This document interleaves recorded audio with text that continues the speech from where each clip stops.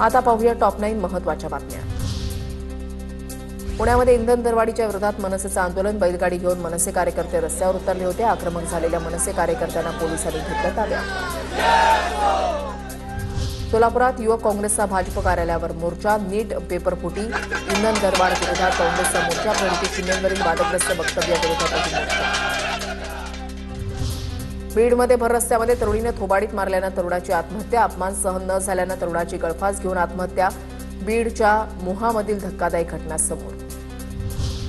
गडचिरोली जिल्हा 100% नक्षलमुक्त। 8 नक्षलवाद्यांची अटक तर 5 जणांच्या आत्मसमर्पणानंतर जिल्हा पूर्णपणे नक्षलमुक्त। एप्रिल आणि मे या 2 महिन्यांच्या प्रयत्नानंतर अखेर पोलीस आणि सुरक्षा यंत्रणांना गडचिरोली जिल्हा नक्षलमुक्त करण्यात यश।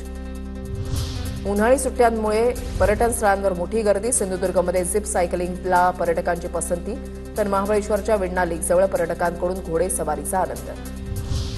हिंगोली एसटी बसस्थानक आणि शासकीय कार्यालयामधील हिरकणी कक्ष कुलूप बंद। हिंगोली जिल्ह्यातील स्तनदा मातांची गैरसोय। राज्यामध्ये शेतकऱ्यांना अजूनही एफआरपीचे पैसे मिळेनात। 96 साखर कारखान्यांनी जवळपास 1303 कोटी रुपये थकवले। 14 दिवसांच्या आत शेतकऱ्यांना पैसे देणं बंधनकारक असूनही साखर कारखान्यांचं दुर्लक्ष। शिक्षक पात्रता परीक्षेचं प्रमाणपत्र वाटप 18 मे पासून परीक्षा परिषदेकडून उमेदवारांची मूळ प्रमाणपत्र शिक्षणाधिकारी कार्यालयांकडे सुपूर्द।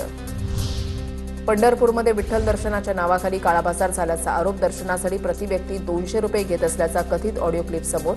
ऑडिओतील आवाज पंढरपुरातील एका कथित समाजसेवकाचा असल्याची चर्चा।